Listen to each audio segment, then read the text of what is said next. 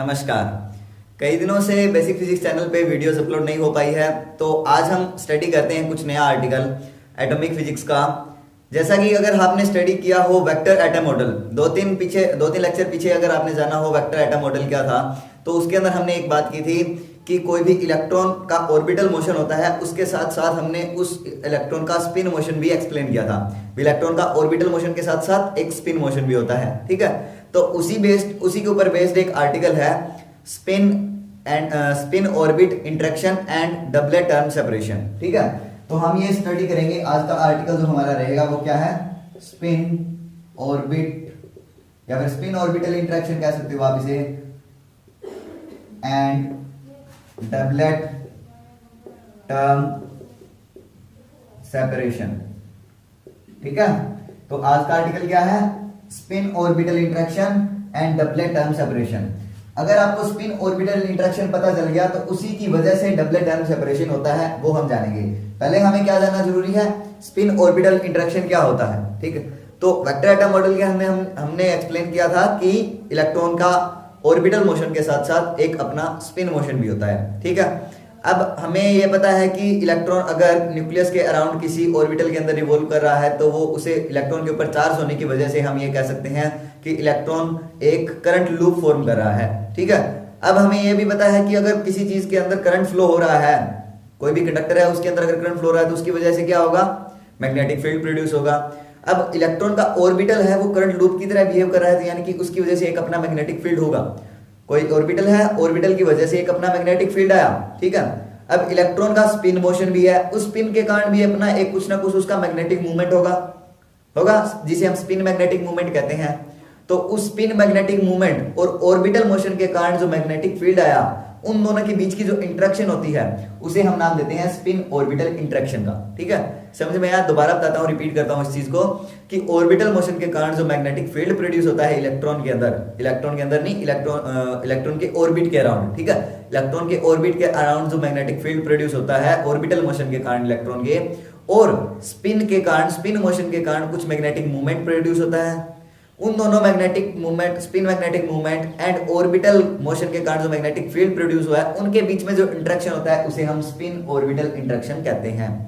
अब क्योंकि spin motion के कारण भी कुछ ना कुछ मैग्नेटिक फील्ड होगा, ऑर्बिटल मोशन के कारण भी कुछ ना कुछ मैग्नेटिक फील्ड होगा, दोनों के अंदर कुछ ना कुछ फोर्स एक्सर्ट होगी, कुछ ना कुछ इंटरेक्शन होगा, ठीक है। तो उसी को हम कहते हैं स्पिन ऑर्बिटल इंटरेक्शन। अच्छे से क्लियर हो गया स्पिन ऑर्बिटल इंटरेक्शन क्या है। सेकंड टर्म आती है डबलेट टर्म सेपरेशन। अगर स्पिन ऑर्बिटल इंटरेक्शन होगा उसी की वजह से डबलेट टर्म सेपरेशन आती है। अब है क्या डबलेट टर्म सेपरेशन, नाम के अंदर मिल रहा है आपको डबलेट टर्म सेपरेशन। डबलेट क्या होता है और टर्म सेपरेशन, ये दोनों वर्ड अलग अलग हैं, ठीक है। टर्म सेपरेशन एंड डबलेट, ये दोनों वर्ड अलग हैं। डबलेट किस चीज का, स्पेक्ट्रा का। कोई भी एटम है, एटम या फिर कह सकते हो कोई एलिमेंट जिसका हम स्पेक्ट्रा सीरीज स्टडी करते हैं स्पेक्ट्रोमीटर की हेल्प से, कोई भी एलिमेंट है, जैसे कोई भी एलिमेंट जिसके अंदर वन वैलेंस इलेक्ट्रॉन हो। वन वैलेंस इलेक्ट्रॉन किसके अंदर होता है, एल्कली मेटल्स के अंदर। जो एल्कली फर्स्ट ग्रुप होता है ना, जिसे आप हाइड्रोजन और हे ने आर, आपको अगर ये पढ़ा हो आपने, फर्स्ट ग्रुप कौन सा होता है, हे hydrogen, hydrogen, lithium, sodium, potassium, रब से, और सीजियम, ये रुबिडियम, सीजियम, और ये फ्रांसियम, ठीक है। इतने होते हैं फर्स्ट ग्रुप के अंदर, यही एलिमेंट होते हैं, हाइड्रोजन, लिथियम, और इन सभी एलिमेंट्स के अंदर इनको हम एल्कली मेटल्स का नाम देते हैं, एल्कली मेटल्स, ठीक है। और इन्हीं के अंदर वन वैलेंस इलेक्ट्रॉन हमें मिलता है, वन वैलेंस इलेक्ट्रॉन, यानी कि इनके आउटर शेल के अंदर एक ही इलेक्ट्रॉन एम्प्टी होता है, ठीक, एक ही इलेक्ट्रॉन मिलता है, वन वैलेंस इलेक्ट्रॉन इन सभी एटम्स के अंदर, ठीक है।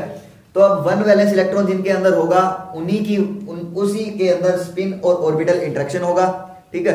और जो स्पेक्ट्रा मिलेगा वो हमें डबलेट स्पेक्ट्रा मिलेगा। किस तरह से कि कोई भी एलिमेंट है उसकी एक अपनी एस स्टेट होती है, पी स्टेट होती है, डी स्टेट होती है, एफ स्टेट होती है, वो सारी स्टेट्स भी हम स्टडी करेंगे। तो वो सारी स्टेट्स हैं वो आगे फर्दर स्प्लिट हो जाती है डबलेट्स के अंदर, यानी कि अगर एक लाइन मिल रही है तो उस एक लाइन आगे फर्दर मिलेगी हमें टू लाइंस के अंदर, जिसे हम डबलेट टर्म कहते हैं। और उन दो लाइंस का हमें स्पेक्ट्रा मिला है, इनके बीच की जो डिस्टेंस होती है इसे हम डबलेट टर्म सेपरेशन का नाम देते हैं, ठीक है। जो एक लाइन अगर स्प्लिट हुई इनको तो डबलेट का नाम दे दिया, और उनके बीच की जो डिस्टेंस है किसी रेफरेंस के अकॉर्डिंग, हम एक रेफरेंस भी लेके चलते हैं डबलेट टर्म सेपरेशन के अंदर, ठीक है। तो उनके बीच की जो डिस्टेंस होती है उसे हम डबलेट टर्म सेपरेशन का नाम देते हैं, ठीक है। डबलेट टर्म सेपरेशन और स्पिन ऑर्बिटल इंटरेक्शन, इतना क्लियर हुआ क्या होता है।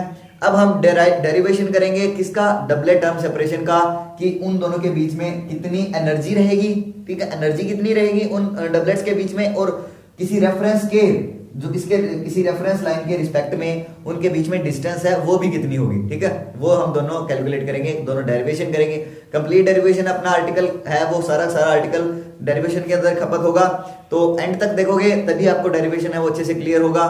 इसमें कई चीजें ऐसी है जो हम सीधा रिजल्ट्स उनका यूज करते हैं, डेरिवेशन वो आपको एमएससी लेवल के अंदर आती है कई रिजल्ट्स की। वैसे तो अगर आप बीएससी लेवल तक पर उन सभी टॉपिक्स को स्टडी करना चाहते हो आप कर सकते हो। जब जिस तरह से वो टॉपिक्स आएंगे, जिस तरह से कोई भी टर्म्स आएंगी, वो हम उनका सीधा रिजल्ट यूज करेंगे, तो वैसे वैसे मैं आपको बताता जाऊंगा, ठीक है। तो स्टार्टिंग करते हैं हम स्पिन ऑर्बिटल इंटरेक्शन की हेल्प से हम निकालेंगे डबलेट टर्म सेपरेशन, ठीक है।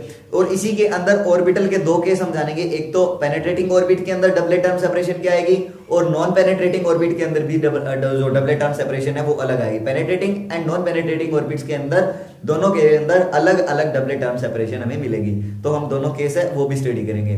तो स्टार्टिंग करते हैं हम स्पिन ऑर्बिट इंटरेक्शन की हेल्प से इसको डेरिवेशन।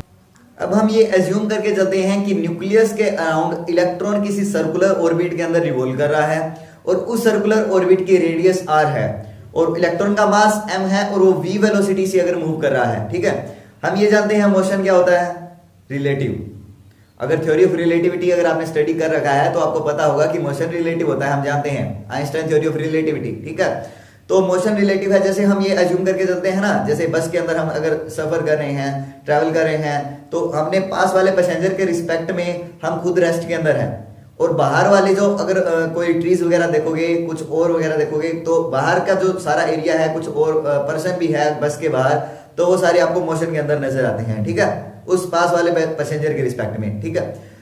बट एक्चुअल के अंदर क्या होता है, बस मोशन के अंदर होती है, और बाकी चीजें बाहर की क्या होती हैं, रेस्ट में, जैसे ट्रीज होते हैं, ठीक। इसी तरह से हम यहाँ पे ये एज्यूम करके चल सकते हैं कि न्यूक्लियस के अराउंड जो इलेक्ट्रॉन रिवॉल्व कर रहा है, वो इलेक्ट्रॉन वो एक कांस्टेंट है, वो किसी फिक्स पोजीशन पे है, रेस्ट पे है, बट न्यूक्लियस है वो उस इलेक्ट्रॉन के अराउंड क्या कर रहा है, मोशन कर रहा है सर्कुलर ऑर्बिट के अंदर माइनस v वेलोसिटी से, नेगेटिव v वेलोसिटी कह सकते हो आप। अगर इलेक्ट्रॉन की पॉजिटिव v वेलोसिटी से थी तो हम उस न्यूक्लियस की माइनस v वेलोसिटी लेंगे, क्योंकि हम ये अपोजिट केस कंसीडर कर रहे हैं रिलेटिविटी का, ठीक है। तो अब ये अजम्पशन आपको समझ में आ गया किस तरह से हमने क्या किया है कि न्यूक्लियस को इलेक्ट्रॉन के अराउंड रिवॉल्व का केस हमने कंसीडर किया है, जिसकी वेलोसिटी माइनस v है, ठीक है। अब हमने मान लिया जो न्यूक्लियस है जिसके ऊपर प्लस का Z टोटल चार्ज है, अगर Z एटॉमिक नंबर है और E उस पे इलेक्ट्रॉनिक चार्ज है, जिसपे प्लस Z टोटल चार्ज होगा, और वो प्लस Z टोटल चार्ज किसी सर्कुलर ऑर्बिट के अंदर रिवॉल्व कर रहा है इलेक्ट्रॉन के अराउंड, तो वो क्या करेगा, एक करंट का लूप फॉर्म करेगा, क्योंकि ये भी एक चार्ज है, पॉजिटिव चार्ज है, चाहे नेगेटिव चार्ज हो चाहे पॉजिटिव चार्ज हो, किसी भी चार्ज अगर मोशन के अंदर आ जाता है तो वो क्या फॉर्म करता है, करंट फॉर्म करता है, ठीक है। तो अब करंट अगर किसी में आप इस ऑर्बिट को क्या कह सकते हो, करंट लूप की तरह कह सकते हो। तो इस करंट लूप के अंदर अगर मान लीजिए I करंट फ्लो कर रहा है, किसी length element, small length element हमने मान लिया dl, ठीक है। अगर स्मॉल लेंथ एलिमेंट dl है और उसके अंदर I करंट फ्लो कर रहा है, तो टोटल के अंदर I dl हो गया, हम कह सकते हैं। तो हम इस ऑर्बिट के कारण टोटल मैग्नेटिक फील्ड B हम बायोट सेवर्ट लॉ की हेल्प से निकाल सकते हो आप इस सेंटर के ऊपर। At the centre of orbit जिसकी रेडियस r है, इस सेंटर के ऊपर हम इस बायोट जो ऑर्बिट के कारण जितना मैग्नेटिक फील्ड आया है वो हम बायोट सेवर्ट लॉ की हेल्प से निकाल सकते हैं, जिसको हम B से डिनोट करते हैं, बायोट सेवर्ट लॉ।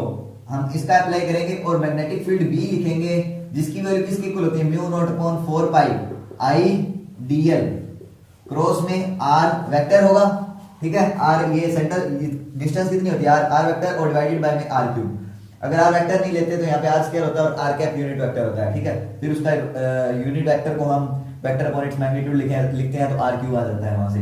तो ये बायोट सेवर्ट लॉ आपने तो मैग्नेटिज्म, इलेक्ट्रिसिटी एंड मैग्नेटिज्म के अंदर स्टडी कर रखा होगा। तो अब ये B की वैल्यू आ गई, इसके अंदर हमने निकालना है करंट की वैल्यू I करंट कितना होगा, इस टोटल ऑर्बिट के अंदर करंट है वो कितना होगा, आप निकाल सकते हो टोटल करंट कितना होगा।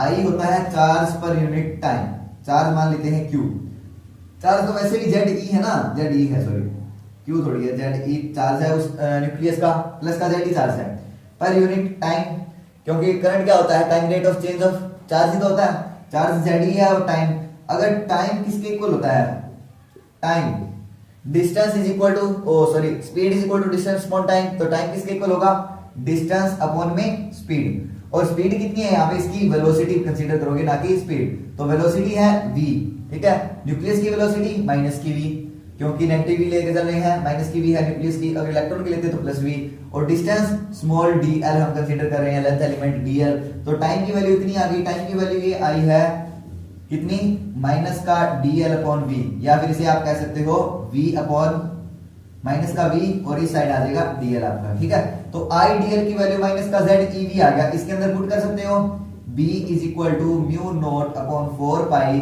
i dl की वैल्यू आई माइनस का z e, ये हो गया z और माइनस का z e और v, ठीक है, और क्रॉस में r हो गया, v क्रॉस r, और डिवाइड बाय में r क्यूब, इतना समझ में आ गया। b की वैल्यू मैग्नेटिक फील्ड कहां से आया, अब मैग्नेटिक फील्ड v के अंदर ये नेगेटिव साइन बाहर आया, तो आप ऐसे इस, ये तो पता होगा आपको a क्रॉस b है वो किसके इक्वल होता है, माइनस b क्रॉस a के इक्वल होता है, वेक्टर की क्रॉस प्रोडक्ट होती है वो कम्यूटेटिव प्रॉपर्टी सेटिस्फाई नहीं करती, यानी कि a क्रॉस b है वो माइनस b क्रॉस a के इक्वल होता है, ना कि b क्रॉस a के इक्वल होता है, ठीक है, तो इसके अंदर हम इसमें ये क्रॉस प्रोडक्ट की प्रॉपर्टी अप्लाई करेंगे तो b की वैल्यू कितनी आएगी, माइनस साइन हट जाएगा, mu not upon 4 pi z e और r क्रॉस v हो जाएगा, ठीक है, और डिवाइड बाय में r क्यूब, इतनी वैल्यू आ गई। अगर आपको ये परमेबिलिटी और परमिटिविटी दोनों के बीच में रिलेशन पता है क्या, ये क्या होता है, म्यू नॉट क्या होता है परमेबिलिटी, और एप्सिलॉन नॉट परमिटिविटी, और वो किसके इक्वल होता है, 1 बाय c स्क्वायर के इक्वल होता है, ठीक है, तो इसमें यहां से अगर म्यू नॉट की वैल्यू निकालूं मैं, तो ये एप्सिलॉन नॉट इस साइड डिवाइड में आ जाएगा, और ये वैल्यू इधर पुट करें तो एप्सिलॉन नॉट की वैल्यू ये 1 बचेगा इधर, और इधर बचेगा एप्सिलॉन नॉट c स्क्वायर, ठीक है, इतनी वैल्यू पुट करने के बाद इतनी क्वांटिटी आ गई। अगर मैं इसी इक्वेशन के अंदर m से मल्टीप्लाई और m से डिवाइड करता हूं तो कोई फर्क नहीं पड़ेगा, नहीं पड़ेगा, ऊपर हो जाएगा r क्रॉस m और डिवाइड में 4 pi epsilon not c square r cube m बच गया, ठीक है, m से m कैंसिल आउट नहीं करना है यहाँ पे क्योंकि मल्टीप्लाई और डिवाइड किया है, अगर कैंसिल आउट करोगे तो फिर सेम आ जाएगा। तो हमने ये क्यों किया, क्योंकि हमने r क्रॉस m भी पता है मोमेंटम होता है, क्योंकि m v क्रॉस r होता है वैसे तो, लेकिन वेलोसिटी नेगेटिव है, वेलोसिटी नेगेटिव है तो हम इसको सिंपल क्या लिखते हैं, ये अगर वेलोसिटी नेगेटिव है तो हम इसे ऐसे लिख देते हैं r क्रॉस में mv, ठीक है, और ये ऑर्बिटल की मोमेंटम होती है, और मोमेंटम ऑफ ऑर्बिटल या फिर ऑर्बिटल मोमेंटम pl से डिनोट करते हैं, जिसको जो किसके इक्वल होती है pl, अगर इसको हम क्वांटम नंबर l की फॉर्म में लिखना चाहें तो वो भी लिख सकते हैं l into l plus 1 into में h कट होता है, ठीक है, और इसे कई बार हम l स्टार से डिनोट करते हैं l स्टार, तो pl की वैल्यू इतनी आई r क्रॉस mv, तो हम r क्रॉस mv को रिप्लेस कर सकते हो आप किससे, l स्टार h कट से, l स्टार h कट, ठीक है, तो इस pl की वैल्यू जो किसके इक्वल है, r क्रॉस mv वेक्टर के इक्वल, इसकी value l star h cut हमने इस इक्वेशन के अंदर r क्रॉस mv को रिप्लेस कर दिया l स्टार h कट से, ठीक है, इतना समझ में आ गया। तो मैग्नेटिक फील्ड b की वैल्यू आ गई 1/4 pi epsilon not c square r cube m, और इसके मल्टीप्लाई में है z e l star h cut. इस मैग्नेटिक फील्ड का यूज हम आगे करेंगे, ठीक है, तो अब ये मैग्नेटिक फील्ड तो आ गया, मैग्नेटिक फील्ड आ गया, अब हम इसके अंदर लार्मर प्रिसिशन का केस है वो भी अप्लाई करते हैं।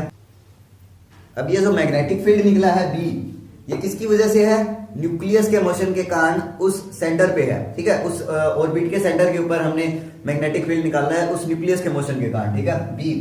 अब इस जो मैग्नेटिक फील्ड आया है, ये जो मैग्नेटिक फील्ड आया है उस न्यूक्लियस के कारण, न्यूक्लियस के मोशन के कारण, इस मैग्नेटिक फील्ड के अराउंड जो इलेक्ट्रॉन है, स्पिनिंग इलेक्ट्रॉन, जो क्या है, इलेक्ट्रॉन क्या करता है, स्पिन करता है, ऑर्बिटल मोशन करता है, दोनों करता है, हम जानते हैं, तो जो स्पिनिंग इलेक्ट्रॉन है वो इस मैग्नेटिक फील्ड के अराउंड प्रेसिशन स्टार्ट करेगा, ठीक है, जो हमने लार्मर प्रेसिशन, लार्मर थ्योरम हमने स्टडी की थी कि एक्सटर्नल मैग्नेटिक फील्ड के अंदर किसी एटम को रखा जाए तो उसका ऑर्बिट है वो उस एक्सटर्नल मैग्नेटिक फील्ड के अराउंड प्रेसिशन करता है, और प्रेसिशन हम भी आपने जाना था भी प्रेसिशन क्या होता है, पूरा उसकी एक्सप्लेनेशन है वो स्टडी की थी लार्मर थ्योरम के अंदर। तो अब इसमें जो मैग्नेटिक फील्ड हमने निकाला न्यूक्लियस की वजह से, इस मैग्नेटिक फील्ड के अराउंड स्पिनिंग इलेक्ट्रॉन प्रेसिशन करेगा, और उस प्रेसिशन की एंगुलर वेलोसिटी होती है ओमेगा एल, ओमेगा एल से लिखते हैं, और ओमेगा एल की वैल्यू कितनी होती है, उस मैग्नेटिक फील्ड की वैल्यू मल्टीप्लाई में मैग्नेटिक मूवमेंट डिवाइडेड बाय में मैकेनिकल मूवमेंट। दो टर्म आती हैं नई, मैग्नेटिक मूवमेंट और मैकेनिकल मूवमेंट। इनकी मैं डायरेक्ट वैल्यू लिखूंगा, ना कि इसकी डेरिवेशन करूंगा। तो b इंटू में आपके पास ये मिलेगा 2e डिवाइडेड बाय में 2m। ठीक है, इतना लर्न कर लीजिए कि मैग्नेटिक मूवमेंट की वैल्यू 2e है और मैकेनिकल मूवमेंट की वैल्यू 2m है। ये आपको डेरिवेशन इसकी कंप्लीट है भी, मैकेनिकल मूवमेंट और मैग्नेटिक मूवमेंट क्या होता है ये जीमन इफेक्ट के अंदर स्टडी करने को मिलेगा। जब हम जीमन इफेक्ट की वीडियो स्टडी करेंगे तब आपको ये कंसेप्ट है वो अच्छे से क्लियर होगा कि भी ये मैग्नेटिक मूवमेंट और मैकेनिकल मूवमेंट क्या है। जैसे मैंने वीडियो के स्टार्टिंग के अंदर कहा था कि हम कई चीजों का रिजल्ट है वो डायरेक्ट यूज करेंगे, तो हम इन दोनों का डायरेक्ट रिजल्ट इसके अंदर यूज कर रहे हैं। तो ओमेगा एल क्या है, एंगुलर वेलोसिटी। एंगुलर वेलोसिटी उस प्रिसीजन की जो इस मैग्नेटिक फील्ड के अराउंड स्पिनिंग इलेक्ट्रॉन कर रहा है, तो उसकी वैल्यू ये होगी। तो इसे आप ऐसे लिख सकते हो 2 इंटू ई बी अपॉन में 2m। और ई बी अपॉन 2m क्या होता है, लार्मर प्रिसीजन होता है। अगर आपको ध्यान में हो तो लार्मर प्रिसीजन की वैल्यू होती है, लार्मर प्रिसीजन की वेलोसिटी की वैल्यू होती है EB by 2m। स्टार्टिंग के अंदर जब हमने लार्मर थ्योरम जाना था तो उसके अंदर ये टॉपिक हमने अच्छे से स्टडी किया था। ठीक है, तो ये EB अपॉन 2m ये ट्वाइस हो गया। आप इसे कह सकते हो कि ट्वाइस होती है। एक और बात, थॉमस नाम के साइंटिस्ट थे जिन्होंने इस प्रॉब्लम के अंदर एक रिलेटिविस्टिक करेक्शन वगैरह कुछ की, इस प्रॉब्लम को रिलेटिविस्टिकली सोल्व करने की कोशिश की, जिसके अंदर उन्होंने कहा कि इस वेलोसिटी के साथ साथ, इस एंगुलर वेलोसिटी के साथ साथ एक रिलेटिविस्टिक वेलोसिटी भी एग्जिस्ट करती है जो इस वेलोसिटी के बिल्कुल अपोजिट होती है और इस वेलोसिटी के हाफ होती है। समझ में आया? अगर देखिए कि इसके साथ साथ एक और वेलोसिटी होती है जिसे अगर आप रिलेटिविस्टिक ओमेगा आर से डिनोट करते हो, वो इसके बिल्कुल अपोजिट होती है, यानी कि नेगेटिव लिख सकते हो। और 1/2 ओमेगा एल, यानी कि इस जो प्रिसीजन वाली इस एंगुलर वेलोसिटी का हाफ होती है, एग्जैक्टली हाफ। ठीक है, तो जो रिजल्टेंट हमें मिलेगा वो रिजल्टेंट क्या मिलेगा, वेलोसिटी का WL डैश मान लीजिए। हम अगर रिजल्टेंट वेलोसिटी लिखना चाहे, एंगुलर वेलोसिटी रिलेटिविस्टिक और नॉर्मल दोनों की, तो वो किसके इक्वल होगी, ओमेगा एल माइनस में ओमेगा या फिर ओमेगा अपोजिट डायरेक्शन में है तो माइनस में लिख देते हैं ओमेगा आर, और ये नेगेटिव साइन हटा देता हूं यहाँ पे। तो ये किसके इक्वल होगा, ओमेगा एल माइनस में 1/2 ओमेगा एल। ठीक है, तो ये वैल्यू आ गई आपके पास 1/2 ओमेगा एल के इक्वल। किसकी वैल्यू है, ओमेगा एल डैश की वैल्यू आई 1/2 ओमेगा एल के इक्वल। और ओमेगा एल की वैल्यू अभी हमने लिखी EB upon 2m, sorry 2 into EB upon 2m। तो यहां से 2 से 2 कैंसिल हो गया, ये फिर किसके इक्वल आ गया, लार्मर प्रिसीजन के इक्वल आ गया। और इसके अंदर हम b की वैल्यू है वो पुट कर सकते हैं। इस तरह से जो रिजल्टेंट एंगुलर वेलोसिटी आएगी वो किसके इक्वल आएगी, omega L dash is equal to E upon 2m। और b की वैल्यू थी ZE डिवाइडेड बाय में 4 pi epsilon not c square r cube into में L स्टार h कट। ठीक है, और डिवाइडेड बाय में m। तो इतनी वैल्यू रिजल्टेंट एंगुलर वेलोसिटी की वैल्यू आ गई। ठीक है, इसका भी आगे हम यूज है वो करेंगे ओमेगा एल डैश की वैल्यू। तो इसको भी आप कंसेप्ट यहाँ पे लिख दूंगा मैं, इसको इरेज करने के बाद, तो ये आपका टॉपिक है वो क्लियर हो जाएगा आसानी। तो ओमेगा एल डैश क्या निकाल लिया, रिजल्टेंट एंगुलर वेलोसिटी निकाल ली इस मैग्नेटिक फील्ड B की हेल्प से। जो लार्मर प्रिसीजन हमने नया टॉपिक इसमें अंदर इंट्रोड्यूस किया, लार्मर प्रिसीजन के साथ साथ इसमें हमने क्या था ना, एक नई चीज जिसके अंदर रिलेटिविस्टिक करेक्शन, रिलेटिविस्टिक जो प्रॉब्लम है उसको सॉल्व करने के लिए थॉमस साइंटिस्ट ने इसमें रिलेटिविस्टिक टर्म डिफाइन किया, ओमेगा आर, जो एंगुलर जिसे आप कह सकते हो रिलेटिविस्टिक एंगुलर वेलोसिटी, जो इस एंगुलर वेलोसिटी के बिल्कुल अपोजिट होती है और हाफ होती है उसके। ठीक है, तो ये भी एक प्रकार का डायरेक्ट रिजल्ट है जो थॉमस ने दिया। तो इसमें हमने ओमेगा एल डैश की वैल्यू है वो निकाल ली। ठीक है, अब एनर्जी है वो कैलकुलेट करेंगे। अभी हमने इंटरेक्शन एनर्जी निकाल ली डेल्टा E की वैल्यू। डेल्टा E की वैल्यू है वो LS की वैल्यू हमने ये लिख दी सिंपल, अभी अभी हमने जो निकाली। अब इसके अंदर ये एवरेज, ये तो एवरेज है, सॉरी एवरेज एनर्जी, ठीक है। जिसके अंदर हमने जो रेडियस है उसका भी एवरेज लिया, जिसको हमने परटर्बेशन थ्योरम की हेल्प से ये वैल्यू लिखी। उसके अंदर शायद मैंने अभी A नॉट स्क्वायर या H कट स्क्वायर लिखा था, वो नहीं आएगा, एक्चुअल वैल्यू ये होती है। मैंने बुक से देख के लिखा है, लर्न नहीं है मुझे भी। अगर आप लर्न करना चाहते हो तो इसको वैल्यू को लर्न कीजिए, पिछले वाले को मत करना, ठीक है। तो ये परटर्बेशन थ्योरी हम स्टडी करेंगे तो उसके अंदर आपको अच्छे से क्लियर हो जाएगा कि भी रेडियस का एवरेज है वो किस तरह से आया, ठीक है। तो अब इसकी वैल्यू हम ये इसमें पुट करेंगे। अब देखिए जो L स्टार और S स्टार में एंगल बनता है, जिसे हमने जिसका कोसाइन लिया है यहाँ पे, ठीक है, तो वो किसकी हेल्प से आया था, प्रोजेक्शन की हेल्प से। प्रोजेक्शन हमने लिया था स्पिन एंगुलर मोमेंटम का प्रोजेक्शन L स्टार के ऊपर, तो वो था PS इंटू में कोस L स्टार S स्टार, ठीक है। तो कोस L स्टार S स्टार क्या है, एंगल है L स्टार और S स्टार के बीच का, जिसका कोसाइन है। अब कोई भी फ्री स्पेस अगर कंसीडर करें तो अगर फ्री स्पेस के अंदर इलेक्ट्रॉन का स्पिन मोशन और ऑर्बिटल मोशन, इलेक्ट्रॉन का spin motion and orbital motion, उन दोनों के बीच के जो एंगल बनेगा कोसाइन एंगल, वो कांस्टेंट रहेगा, इनवेरिएंट रहेगा अगर फ्री स्पेस की बात कर रहे हैं। और जो एस स्टार है और एल स्टार है दोनों प्रेसिशन करेंगे किसके अराउंड, उन दोनों के रिजल्टेंट के अराउंड, जे स्टार जिसे कहते हैं। एल और एस अगर क्वांटम नंबर आपने स्टडी किए होंगे, spin quantum number, orbital quantum number, उनका टोटल हमने क्वांटम नंबर लिखा था जे, जिसको एल प्लस एस हमने डिनोट किया था, ठीक है। जो एल प्लस एस से लेकर एल माइनस एस तक उसकी वैल्यूज होती हैं, तो उनका रिजल्टेंट है। अगर ये फिगर आप देखते हो तो एस स्टार अगर ये है और एल स्टार ये है, तो इन दोनों का रिजल्टेंट ये होगा। और एल स्टार और एस स्टार के बीच का जो एंगल है वो भी कांस्टेंट रहेगा, और जो जे स्टार है ये भी कांस्टेंट रहेगा। प्रेसिशन है वो हमेशा कांस्टेंट रहेगा, क्योंकि कंजर्वेशन ऑफ मोमेंटम की हेल्प से करें हम।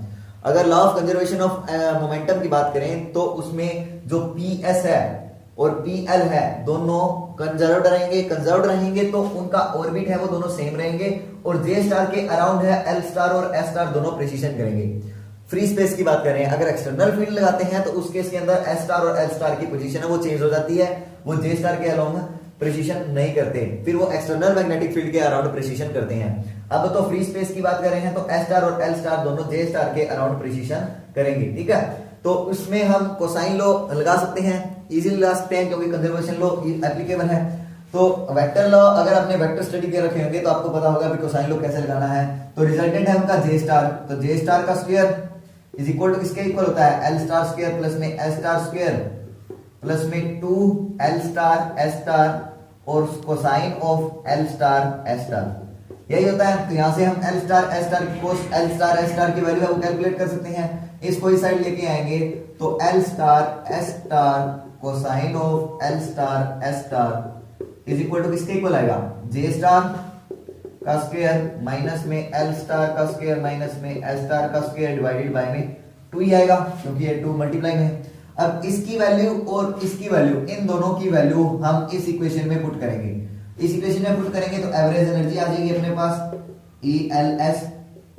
उसके बाद हम टर्म सिंबल है वो कैलकुलेट करेंगे, Z E square H cut square divided by में 8 pi epsilon not M square C square. एक बड़ा सारा एक्सप्रेशन आएगा और उसके अंदर हम दो वैल्यू कांस्टेंट करेंगे, ठीक है। तो वो होगी कौन कौन सी वो बाद में बताऊंगा मैं आपको। Z क्यूब डिवाइडेड बाय में A not cube H cut cube L into L plus 1/2 into में L प्लस 1, ये पूरी वैल्यू लिख रहा हूं और कुछ नहीं है। और इसके साथ में वैल्यू थी ये वाली, तो इसमें ये आएगी J स्टार का स्क्वायर माइनस में एल स्टार का स्क्वायर माइनस में एस स्टार का स्क्वायर डिवाइडेड बाय में 2। इतनी पूरी वैल्यू आ गई। इस वैल्यू के अंदर दो टर्म्स कांस्टेंट है, कौन कौन सी है, जिनको हम रिडबर्ग कांस्टेंट आर और अल्फा से डिनोट करते हैं। तो जो ये वैल्यू आई थी, अभी हमने एक बड़ा सारा एक्सप्रेशन लिखा, उसी एक्सप्रेशन को ये लिख दिया, सेम है, जिसके अंदर दो कांस्टेंट आर और अल्फा की वैल्यू वो पुट कर दी। अगर आर यहां पे क्या था, आर की वैल्यू ये है और अल्फा की वैल्यू ये है। सिंपल, अगर आप उस एक्सप्रेशन को आप खुद एक बार नोटबुक पे लिख के दिखिए और उसके अंदर फिर उसको एक एक नीचे ये लिखिए और वहां से आर और अल्फा की वैल्यू कैलकुलेट करोगे तो ये दोनों आएगी। इसको रिडबर्ग कांस्टेंट का नाम दिया जाता है और अल्फा को फाइन स्ट्रक्चर कांस्टेंट कहा जाता है, ठीक है।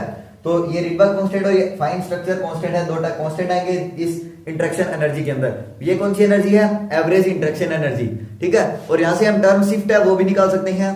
टर्म शिफ्ट जिसे क्या डेल्टा गामा की हेल्प से भी डिनोट करते हैं कई बार। डेल्टा गामा किसके इक्वल होता है, ये एक तो गामा का साइन ये यूज करते हो जिसके अंदर अल्फा और बीटा ये होता है, एक गामा ये भी होता है डेल्टा गामा, ठीक है, जिसको हाफ टी एक प्रकार से एक ये पूरा टी होता है इस तरह से, लेकिन ये वाले ऊपर वाली डंडी है वो थोड़ी सी कम होती है, ठीक है, इधर वाली साइड है, तो इसे गामा कहा जाता है, डेल्टा गामा। तो ये टर्म शिफ्ट होता है या फिर टर्म सिंबल कह सकते हो आप। तो इसकी वैल्यू हम डिनोट कर सकते हैं। अगर इस इक्वेशन को HC से डिवाइड कर दें तो टर्म सिंबल आएगा डेल्टा टी LS, वो किसके इक्वल आएगा, डेल्टा E एवरेज LS का माई डिवाइडेड बाय में HC, ठीक है। तो ये टर्म शिफ्ट वेव नंबर की फॉर्म में आ जाना है, ठीक है। तो जो टर्म शिफ्ट है वो कितनी है, अभी कहा हमने डेल्टा गामा LS किसके इक्वल है, delta E LS divided by में HC, यानी कि इसके टर्म में डिवाइड में HC कर दें तो वो टर्म शिफ्ट आ जाएगी वेव नंबर की फॉर्म में, टर्म शिफ्ट, ठीक है।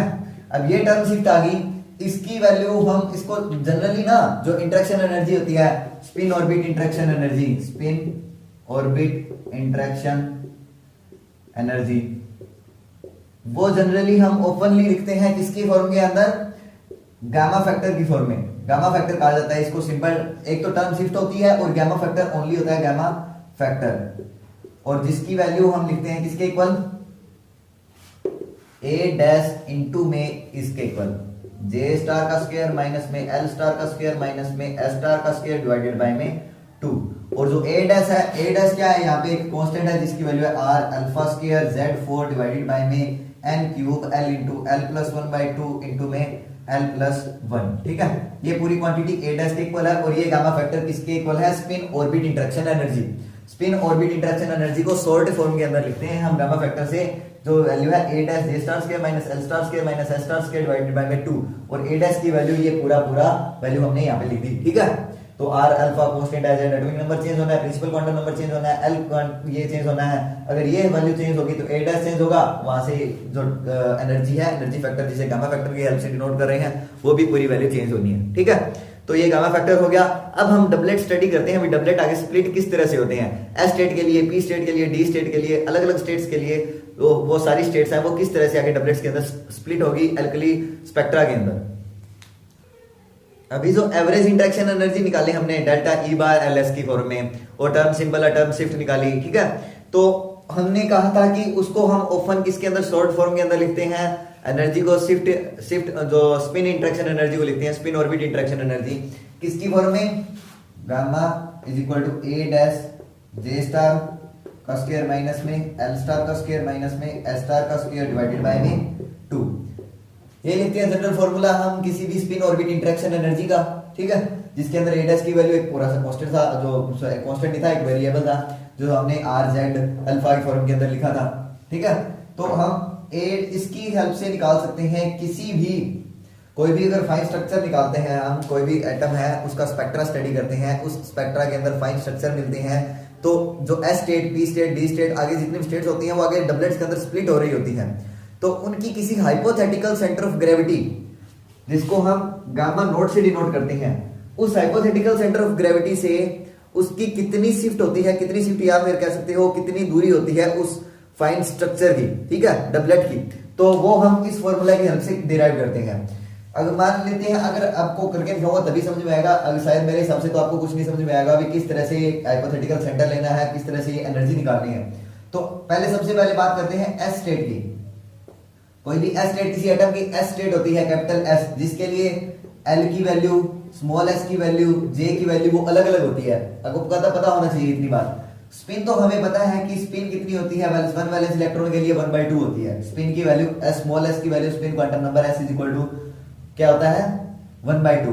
और आपको अगर क्वांटम नंबर आपने स्टडी किए होंगे तो एस पी डी एफ इस तरह से हर एक के लिए एल की वैल्यू वो अलग अलग होती है। एल के इसके लिए 0 होती है, इसके लिए 1 होती है, इसके लिए 2 होती है, इसके लिए 3 होती है। एस पी डी एफ के लिए एल की वैल्यू वो अलग अलग होती है।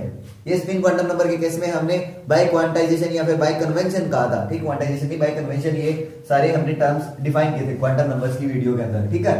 तो एस के लिए, एस स्टेट के लिए एल की वैल्यू कितनी होती है 0, और जे कितना होता है, जे जो जे वैल्यू लिखते हैं आप, J is equal to L plus होता है और एक एल माइनस एस, दो ही वैल्यू होती है जे की। तो एल प्लस एस और एल माइनस एस वैल्यू निकालो। एल प्लस एस कितनी होगी 1/2 और एल माइनस एस -1/2, तो जे की वैल्यू कितनी आई, जे की वैल्यू 2 ही आएगी ना, एल प्लस एस 1/2 और एल माइनस एस -1/2। तो इसके अंदर जो एल की वैल्यू अगर 0 आ जाती है, एल की वैल्यू 0 आ जाती है, तो जे की वैल्यू कितनी होगी, जे की वैल्यू क्या हुई, एस के इक्वल हुई, only J is equal to S. अगर एल 0 है और जे एस के इक्वल है, तो ये पूरी क्वांटिटी किसके इक्वल आ गई, 0 के इक्वल ही तो आ गई, क्योंकि देखिए जे है वो एस के इक्वल आ गया और एल है वो 0 हो गया। अगर एल 0 हो गया तो ये क्वांटिटी कैंसिल, और एस है और जे है वो दोनों इक्वल हो गए, तो माइनस है, ये दोनों कैंसिल, यानी कि पूरी क्वांटिटी 0। टर्म सिंबल कितना आ गया, ये सॉरी टर्म शिफ्ट कितनी आ गई 0, या फिर एनर्जी कह सकते हो आप, ये 0 आ गई। तो हम ये कहते हैं कि जो एस स्टेट है वो कभी भी डबलेट शो नहीं करती, एस स्टेट हमेशा सिंगलेट रहती है। S state remains singlet only, यानी कि वो आगे फर्दर डबलेट के अंदर डिवाइड नहीं होती, स्प्लिट नहीं होती। बट जो पी स्टेट है, डी स्टेट है, वो आगे फर्दर डिवाइड होती है। वो किस तरह से होती है, उसी के लिए भी हम देख लेते हैं पी स्टेट के लिए। पी स्टेट के लिए एस की वैल्यू 1/2 रहेगी, एल की वैल्यू 1 हो जानी है, तो जे की वैल्यू क्या आएगी, एस पी स्टेट के लिए जे की वैल्यू क्या होगी 1/2 + 1 कितना हो गया, ये हो गया आपका 3/2 और एल प्लस एस और एल माइनस एस 1 - 1/2 ये कितना होगा 1/2, यानी जे की वैल्यू अलग अलग आई, ठीक है 3/2 और 1/2 दो वैल्यूज आ गई 3/2 और l/2। इसके अंदर अगर फॉर्मूले में पुट करें तो जे स्टार किसके इक्वल होता है आपको पता हो तो जे इंटू जे प्लस 1 अंडर रूट होता है, इसका स्क्वायर कर दें तो रूट कैंसिल हो जाएगा, ठीक है। इसी तरह से एल स्टार का जो स्क्वायर है वो किसके इक्वल होगा एल इंटू एल प्लस 1 और एस स्टार का जो स्क्वायर है वो किसके इक्वल होगा एस इंटू एस प्लस 1 के इक्वल होगा, ठीक है। ये हम सारी इतनी जानते हैं चीजें। अब इनके अंदर ओनली हमने क्या करना है जे की वैल्यू एल की वैल्यू और एस की वैल्यू पुट करके J star square L star square और एस स्टार स्क्वायर की वैल्यू कैलकुलेट करनी है। वो अगर वैल्यू आ गई वो सीधा इस फॉर्मूले के अंदर पुट करेंगे, वहां से हम टर्म सिंबल की वैल्यू है वो दो अलग आएगी, एक जे के लिए एक जे 3/2 के लिए आएगी और एक जे 1/2 के लिए आएगी। वो हम डिराइव कर ही लेते हैं साथ साथ कि अलग अलग वैल्यूज कौन कौन सी आएगी। देखिए अभी डेरिवेशन करेंगे इसकी,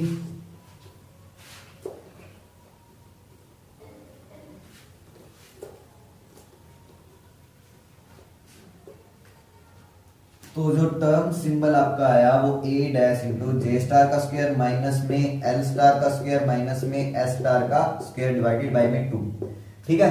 और पी स्टेट की बात कर रहे थे हम, पी स्टेट के अंदर s की वैल्यू 0 है और l की वैल्यू सॉरी s की वैल्यू तो 1/2 होती है स्पिन की वैल्यू, और l की वैल्यू वो कितनी होती है 1 होती है, और j की वैल्यू वो आई 3/2 और a का ही 1/2, दो वैल्यूज हैं। तो अब हम निकालते हैं टर्म सिंबल, जो टर्म सिंबल आएगा वो a dash into J star का स्क्वायर जे है a 3/2 के लिए निकालते हैं 3/2 इंटू 3/2 + 1 माइनस में एल स्टार एल की वैल्यू 1 इंटू 1 + 1 और माइनस में एस स्टार 1/2 प्लस में 1, ठीक है, और इसके पूरे के डिवाइड में 2।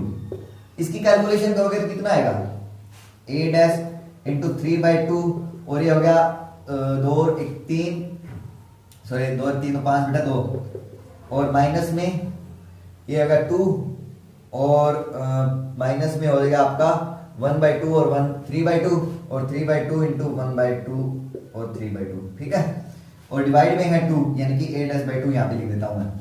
तो इसमें अगर एलसीएम लेते हो तो वो किसके इक्वल आएगा a डैश बाई 2 इंटू में 15 माइनस में 4 दूनी 8 और माइनस में 3 डिवाइड में कितना आएगा 2 दूनी 4, ठीक है। तो इतनी वैल्यू आ गई। अब इसके लिए क्या है value term symbol for j is equal to 3/2 कितना आया 15 में से 8 8 3 11 और 15 में से 11 गए कितने बचेंगे 4, तो 4 पे 4 कैंसल यानी कि a डैश बाई 2 ओनली बचेगा टर्म सिंबल फॉर 3/2, ठीक है। तो a डैश बाई 2 बच गया। अब इसी तरह से हम 1/2 के लिए निकालेंगे term symbol for j is equal to 1/2, उसके लिए कितना आएगा a डैश इंटू में 1/2 इंटू 1/2 प्लस में 1 और एक इधर माइनस में 1/2 होगा, जो s स्टार है वो तो j इज इक्वल टू 1/2 और s इज इक्वल टू 1/2, वो वहां से तो ये वैल्यू तो j और s की वैल्यू तो कैंसिल ही हो जानी है, ओनली l स्टार बचेगा, वो नेगेटिव में कितना आएगा 1 और सॉरी 2 बचेगा, ठीक है, और डिवाइड में कितना होता है 2 होता है, 2 से 2 कैंसिल यानी कि माइनस का a डैश बच गया, ठीक। अब हाइपोथेटिकल सेंटर के लिए अब देखिए ये किसके लिए आई p स्टेट के लिए, p के अंदर हमने जो s की वैल्यू 1/2 ली, अगर s की वैल्यू 1/2 लेंगे तो स्पिन मल्टीप्लिसिटी को डिनोट करते हैं हम 2s + 1 से, और किसी भी एलिमेंट का जो टर्म सिंबल होता है उसे हम लिखते हैं 2s + 1 और यहाँ पे कैपिटल L और यहाँ पे j कैपिटल J, ठीक है।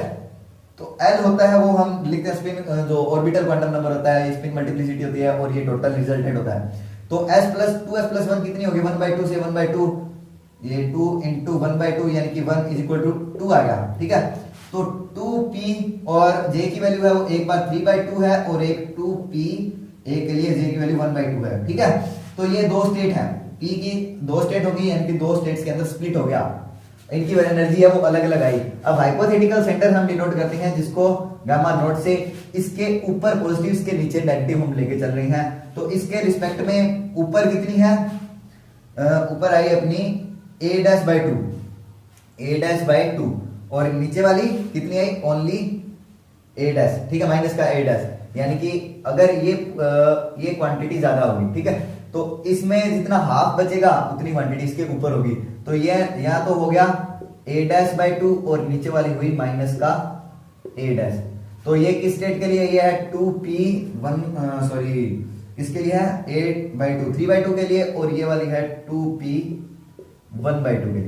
इस तरह से हम टर्म सिंबल है वो डिनोट करते हैं। ये हाइपोथेटिकल सेंटर होता है, centre of gravity, hypothetical centre of gravity कहते हैं जिसे हम gamma not is equal to, और ये a1/2 और माइनस का a डैश हो गया a dash 1/2 a dash by 2 या फिर ये माइनस का a डैश। ठीक है, तो अलग अलग वैल्यू j के लिए अलग अलग एनर्जी आएगी और ये दोनों फर्दर स्प्लिट हो जानी है। ये तो हुई p स्टेट की बात। इसी तरह से आप s के लिए तो सिंगलेट था, और इसके बाद आता है डी स्टेट। डी स्टेट के लिए आप निकाल सकते हो ना, कि नहीं निकाल सकते? आप खुद डेरिवेशन करके देखोगे तो आपको ज्यादा समझ में आएगा डी स्टेट के लिए किस तरह से निकालनी है। अब डी स्टेट के लिए क्या होता है, फॉर डी स्टेट डी के लिए जो एल की वैल्यू होती है वो 2 होती है, एस की वैल्यू 1/2 ही रहेगी, और जे की वैल्यू वो चेंज हो जाएगी। वो कितनी होगी, 2 और 1/2 5/2 और एक 3/2। ठीक है, दो वैल्यू होंगी, इनके लिए अलग अलग टर्म सिंबल निकाल सकते हो आप। Term is equal to J star का स्क्वायर माइनस एल स्टार का स्क्वायर माइनस एस स्टार का स्क्वायर डिवाइडेड बाय 2 और इसके कंप्लीट के मल्टीप्लाई में a डैश है। तो वहां से निकाल के आप यहाँ से एक वो इस तरह से ड्रॉ भी कर सकते हो इसके रिस्पेक्ट में। ठीक है, तो आप डी स्टेट के लिए एस पी डी एफ और जी आगे जितनी मर्जी स्टेट्स के लिए निकाल सकते हो टर्म सिंबल अपनी मर्जी के से। ठीक है, तो ये आगे टर्म सिंबल या फिर interaction energy, sorry term symbol बार बार नेम ले रहा हूं, टर्म सिंबल नहीं है ये, इंटरेक्शन एनर्जी है, स्पिन ऑर्बिट इंटरेक्शन एनर्जी। ठीक है, तो वो एनर्जी हाइपोथेटिकल सेंटर के रिस्पेक्ट में हम अलग अलग लिखते हैं। अब एस स्टेट तो स्प्लिट नहीं हो रही, वो तो ओनली सिंगलेट रह रही है। P state, D state, F state आगे जितनी सारी स्टेट्स हैं वो आगे फर्दर स्प्लिट हो जाती है डबलेट के अंदर। ठीक है, वन वैलेंस इलेक्ट्रॉन के केस की बात कर रहे हैं हम। तो अब ये स्पिन ऑर्बिट इंटरेक्शन एनर्जी हम निकालते हैं नॉन पेनिट्रेटिंग केस के लिए और पेनिट्रेटिंग, दोनों दो टाइप के ऑर्बिट्स होते हैं, पेनिट्रेटिंग एंड नॉन पेनिट्रेटिंग। उनके लिए अलग अलग स्पिन ऑर्बिट इंटरेक्शन एनर्जी मिलती है, वो भी हम साथ साथ में डिराइव कर लेते हैं। तो अब हम जानते हैं spin orbit interaction energy for non penetrating orbits, और इसके बाद पेनिट्रेटिंग ऑर्बिट्स का केस है वो भी हम जानेंगे। डेरिवेशन मैंने लिख दिया है, बिल्कुल आसान है, कुछ नहीं है, मैंने टाइम की कमी देखते हुए सीधा बोर्ड पे लिख दिया। इसको समझा देता हूं करना कैसे है। नॉन पेनिट्रेटिंग के अंदर क्या होता है कि कोई भी ऑर्बिट, जिस ऑर्बिट के लिए हमें एनर्जी निकालनी है, ठीक है, वो एटॉमिक कोर को क्या नहीं करता, पेनिट्रेट नहीं करता, इसीलिए हम उसको नॉन पेनिट्रेटिंग ऑर्बिट्स का नाम देते हैं। तो उसके अंदर, उस केस के अंदर क्या होता है, जो उस ऑर्बिट के अंदर इलेक्ट्रॉन होता है उसकी स्पिन की वैल्यू 1/2 और जे की वैल्यू क्या होती है, या तो l प्लस 1/2 होती है, वो l पर डिपेंड करता है, l डिपेंड करता है उसकी स्टेट पर, s स्टेट है, p स्टेट है, d स्टेट है। ठीक है, तो वहां से हम l की वैल्यू पुट आउट करते हैं। तो हम जनरलाइज करते हैं पिछले वाला केस ही, जैसे एसपीडीएफ के लिए अभी हमने थोड़ी पहले डेरिवेशन किया, तो उनको डेरिवेशन को जनरलाइज कर दिया l की जगह। ठीक है, तो नॉन पेनिट्रेटिंग के केस में, बट पेनिट्रेटिंग का केस होगा उसके अंदर एटॉमिक जो ऑर्बिटल है वो ऑर्बिटल एटॉमिक कोर को पेनिट्रेट करेगा, यानी कि कुछ पोर्शन उसका अंदर होगा, कुछ पोर्शन बाहर होगा, तो उसमें टाइम का केस है वो भी हम वेरी करेंगे, तो उसमें डेरिवेशन करेंगे। तो इसलिए जे की वैल्यू l प्लस 1/2 और l माइनस 1/2 दो वैल्यू होगी, और स्पिन 1/2 रहेगी क्योंकि एक इलेक्ट्रॉन है हमारे पास। तो अब l प्लस 1/2 होता है, तो ये हमने जो निकाली थी एनर्जी स्पिन ऑर्बिट इंटरेक्शन की एनर्जी, वो ये थी a star square minus l star square minus s star square divided by 2। अगर j की वैल्यू l माइनस 1/2 है तो उस केस के अंदर टो 1 की ये जो गामा 1 की वैल्यू आएगी, टर्म सिंबल 1 जो आएगी 1 l माइनस 1/2 के केस में वो आएगी a डैश l/2, यानी कि हमने क्या करना है, j की वैल्यू l माइनस 1/2 पुट करनी है इस केस के अंदर, और l की वैल्यू l ही रखनी है, और s की वैल्यू 1/2 पुट करोगे तो ये पूरी सॉल्व करोगे तो a डैश इंटू l/2 निकलेगा। अगर j की वैल्यू l प्लस 1/2 पुट करते हो तो आएगी t2 या फिर गामा 2 कह सकते हो minus a dash l plus 1, ये l है l प्लस 1 डिवाइडेड बाय 2। ठीक है, अगर तो हम चेंज निकालना चाहें या फिर आप ऐसे कह सकते हो एनर्जी शिफ्ट निकालना चाहें तो वो डेल्टा गामा होती है और वो होती है गामा 1 माइनस गामा 2। इसमें वैल्यू इनको दोनों को सब्ट्रैक्ट करोगे तो ये प्लस हो जाएगा क्योंकि ये पहले एक नेगेटिव में है, प्लस होने के बाद ये l प्लस 1/2 और a डैश की वैल्यू हमें पता थी, ये a डैश की वैल्यू इसमें पुट कर दी। पुट करने से यहाँ से l प्लस 1/2 से l प्लस 1/2 है वो ये पूरी टर्म कैंसिल हो जाएगी। ठीक है, बचेगा क्या, Z4 बचा और नीचे n cube l into l plus 1 बचा। ठीक है, बाकी r और अल्फा कांस्टेंट है, दोनों की वैल्यू पुट करें तो करने पर सोल्व करने पर वैल्यू आएगी, वो कांस्टेंट आएगी 5.82। ठीक है, तो ये आपकी एनर्जी शिफ्ट आ गई, एनर्जी शिफ्ट, इतनी एनर्जी शिफ्ट रहेगी। अब एटॉमिक नंबर के हिसाब से चेंज होगा, प्रिंसिपल क्वांटम नंबर और ऑर्बिटल क्वांटम नंबर इन पे डिपेंड कर रहा है। आप ये कह सकते हो कि एनर्जी शिफ्ट आई, या फिर आप कह सकते हो spin orbit interaction energy for non penetrating orbit के केस में जो एनर्जी आई, तो वो एनर्जी एक तो जो आप कह सकते हो वो डायरेक्टली प्रोपोर्शनल है जेड के, ठीक है, और वो इनवर्सली प्रोपोर्शनल है 1/n³ के, और वो इनवर्सली प्रोपोर्शनल है एल के। तीन रिजल्ट्स आप यहां से लिख सकते हो, ठीक है। और चौथा कि एस स्टेट के लिए कोई भी स्प्लिटिंग नहीं होती, ओनली सिंगलेट स्टेट मिलती है। तो चार यहां से कंक्लूजन, चार रिजल्ट्स लिखते हैं नॉन पेनिट्रेटिंग ऑर्बिट्स का केस है ये।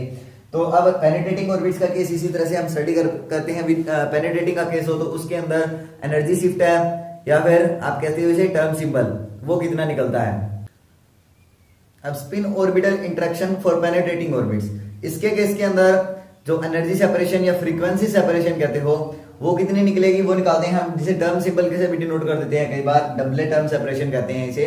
तो इसमें इसके अंदर पेनिट्रेशन का केस होगा। पेनिट्रेशन के केस के अंदर क्या होगा, एटॉमिक कोर को जो एलिप्टिकल ऑर्बिट है वो पेनिट्रेट करेंगे, ठीक है। अगर पेनिट्रेट करते हैं तो कुछ पोर्शन इस एलिप्स का है वो बाहर रहेगा इस एटॉमिक कोर के, और कुछ पोर्शन इस एलिप्स का इसके अंदर रहेगा। तो अब ये टाइम स्पेंड करेगा, वो बाहर कुछ अलग करेगा और अंदर कुछ अलग टाइम स्पेंड करेगा इस एलिप्स का, ठीक है। तो इसके अंदर टाइम स्पेंडिंग का केस है वो केपलर एलिप्स के अंदर अगर आपने निकाला हो, Kepler ellipse, Kepler's laws of planetary motion आपने स्टडी किए होंगे ना, तो उसके अंदर उस केस के अंदर आपको केपलर एलिप्स फॉर्म होता है, वहां पे टाइम निकालते हैं, टाइम किस तरह से निकलता है। अब ये एटॉमिक की बात कर रहे हैं, एटॉमिक केस की बात है, तो वहां पे एटॉमिक नंबर जेड कंसीडर किया जाता है। और ये सीधा रिजल्ट में यूज कर रहा हूं, तीसरा पोजीशन है इस आर्टिकल के अंदर, तीसरा पॉइंट आता है जिसमें हम डायरेक्ट रिजल्ट है वो आउटर ऑर्बिट के लिए जितना टाइम लगेगा वो, और इनर ऑर्बिट के लिए जितना टाइम लगेगा वो, इन दोनों का डायरेक्ट रिजल्ट है वो यूज कर रहे हैं, ठीक है। तो निकलेगा वो इस टोटल टाइम टी से। हम एज्यूम करके चलते हैं इसके अंदर की जो आउटर के लिए जितना लग रहा है वो टोटल के ही इक्वल है अप्रोक्सीमेटली, ठीक है, और जो इनर के लिए लग रहा है वो भी टोटल टाइम टी के इक्वल ही है। तो ये एजम्पशन है, कंसीडरेशन है यहाँ पे। तो आउटर के लिए इतना लगेगा और इनर के लिए इतना लगेगा, इनका यूज हम इसकी टर्म सिंबल या फ्रीक्वेंसी निकालने के लिए करेंगे। फ्रीक्वेंसी है इसे, या फिर इसे आप कह सकते हो डबल टर्म सेपरेशन, या फिर फ्रीक्वेंसी सेपरेशन का भी नाम दिया जाता है, ठीक है। तो अब जो वैल्यू आएगी वो अभी हमने निकाली टर्म फ्रीक्वेंसी सेपरेशन की या फिर डबल टर्म सेपरेशन की, वो r alpha square ZO4 divided by में NO³ L into L+1। तो ये आउटर के केस के लिए होगा, इनर के केस के लिए ZI लिख दिया, NI लिख दिया।